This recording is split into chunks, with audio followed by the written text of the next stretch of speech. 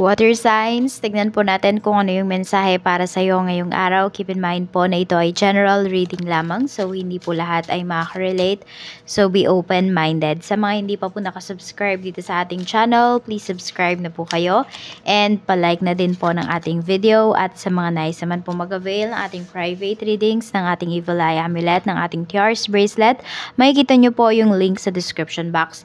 Tarot Intentions by Aliana Ray. So we have integration. Ayan. So, may magkakaayos dito. Pwedeng may mapag-uusapan. Alam mo yung, kung may away man, mapag-uusapan siya ngayong araw. Ayan. Check natin. Mas more on mapapag-usapan yung mga positive things pagdating sa relationship. Or kung ano man tong relationship na to.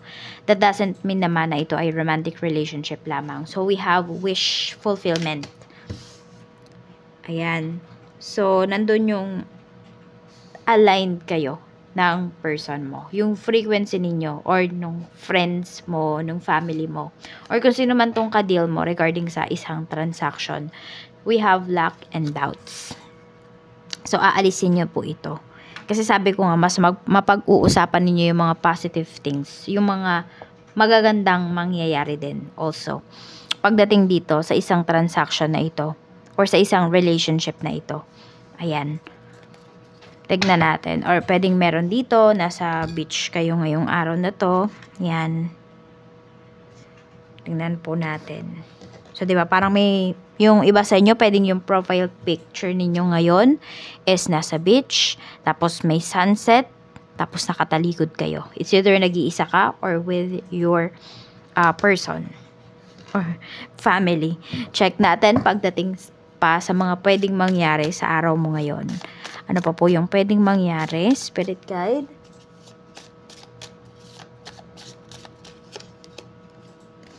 Mayroon tayo ditong The Magician. So, more on computer works yung pinapakita po dito. So, pwedeng meron dito work from home. Some of you are IT specialists.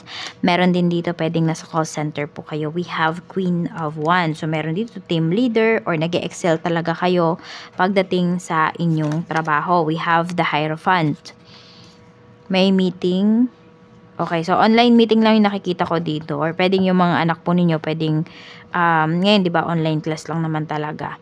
So, pwedeng binabantayan nyo pa rin sila. Okay, tignan natin. Pwedeng may pupunta dito ng church ngayon. So, pwedeng, yes, ano talaga, aayusin mo yung pananamit mo. Best dress talaga dito. Siyempre, yung naaayon lang naman sa pagsisimba. Ayan, tignan pa natin kung ano pa yung mensahe. Pagdating naman sa family, we have 10 of Swords. Merong pinag-uusapan nga talaga dito pagdating sa mga papeles.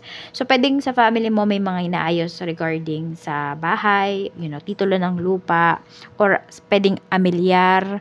Pwede rin about sa deed of sale, yung mga ganyan. Yun yung mga nakikita ko dito, water signs. Okay, tignan pa natin. We have 5 of Wands. Medyo may hindi lang pagkakaunawaan. So, pero sabi ko nga dito, masusolusyonan naman siya kasi mas more on yung positive side yung titingnan. Check natin sa friends, we have 9 of Cups. So, may friends ka dito na magse-celebrate. Pwedeng birthday niya, pwede rin naman na, yun nga, meron siya kasing na-achieve. So, you are invited. Water signs, we have 4 of Wands. Bakit ka ini-invite ng friend mo na to? Iniinggit ka ba niya? Hindi. Kasi yung turing niya sa'yo, isang kaibigan talaga. Or actually, hindi nga lang isang kaibigan, kundi pwedeng family na yung turing sa'yo nitong friend mo na to. Kaya parang kapag may mga magagandang nangyayari sa life niya or even mga hindi not so good na mga nangyayari is invited ka talaga or lagi ka niyang, sinasama. Okay? Dun sa good news or sa bad news, sinasabi niya yun sa'yo. We have, or yan, walang tinatago sa'yo yung kaibigan mo na to. Parang lahat alam mo talaga sa kanya. Tignan natin pagdating naman sa love life. We have 7 of Swords. Okay, nagda-doubt kayo. Kung meron kayong kausap water signs, pwedeng nagda-doubt kayo doon sa person ninyo. Or yung iba naman sa inyo, sa nararamdaman po ninyo. Hindi kayo sigurado. We have Ace of Wands. Pero nandun yung energy na pinapakita dito na gusto nyo pa rin namang ilaban yung relationship na ito. We have the star. Gusto nyo pa siyang ayusin. So, ayan, may mga red flag siguro kayo na nanonotice sa person po ninyo. Kaya may doubts dito. Or meron lang kayo talagang trust issues. Okay, so kung wala namang basihan yung mga binibintang mo sa person mo, then, ayun, pwede pa kayo magkaayos. Pero kung meron ka talagang basihan dito, you have proofs, so hindi na siya mangyayari. Pwedeng mag-move forward na lang yung iba sa inyo.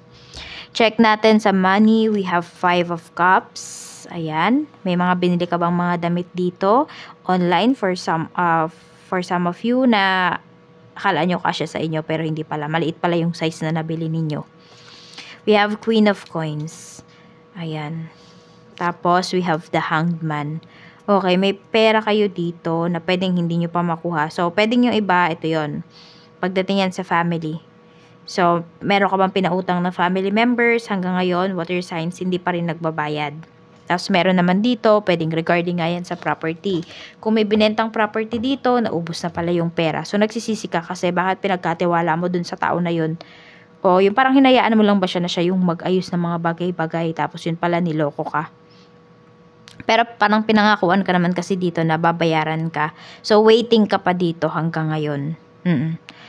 Yung iba, 5 months or hanggang 5 years. 5 years na kayong naghihintay.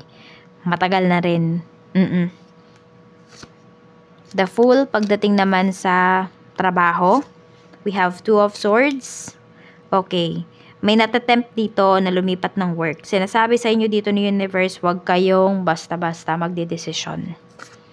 Page of Swords. Alamin nyo daw muna lahat yung pros and cons nung gagawin po ninyo. Kasi, pwedeng akala ninyo, mas okay yung trabaho na pipiliin ninyo kaysa sa current job ninyo, yun pala, mas lalong hindi. Kaya pag-isipan nyo daw mabuti. Tingnan natin kung may growth pa ba kayo dyan sa current career ninyo. Siguro kasi yun yung hinahanap ng iba sa inyo. We have strength. Meron. May growth na paparating para sa'yo dito. Some of you, hindi kasi mabilis yung growth para sa inyo. Yung, yung sa-succeed ninyo dito sa career ninyo. Siguro sa mga susunod pa na mga years, stable lang talaga. Yun lang yung mararanasan mo. Pero at least stable yung job mo. Diba? Stable, may stable ka nakita dito. So, we have strength kasi. So, pwedeng hanggang 8 years. Doon mo pa mararanasan talaga yung peak ng career mo. Yung succeed o yung successful na yung success na hinahanap mo pagdating sa career mo. Tignan natin pagdating naman sa negosyo, kamusta? Sa negosyo, we have Death card. Meron tayo ditong 7 of Wands at mayroon tayo ditong 6 of Cups. Ayan. So, ang pinapakita lang dito is, yan, huwag kayong sumuko. Meron kasi dito pwedeng bago or ano ba, parang kakaumpisan nyo lang ulit pagdating sa negosyo. So, hinahanap ninyo yung dating mga clients ninyo. Pwede kasi na hindi na yung nagwo-workout para sa inyo. Yung strategy nyo rin. Kaya kailangan daw ng pagbabago. So, stick kayo dun sa pagbabago na yun. Yun po yung i-workout ninyo. Kasi, medyo mahirapan lang kayo sa una, pero makukuha nyo din yung tamang timpla. Parang ganyan.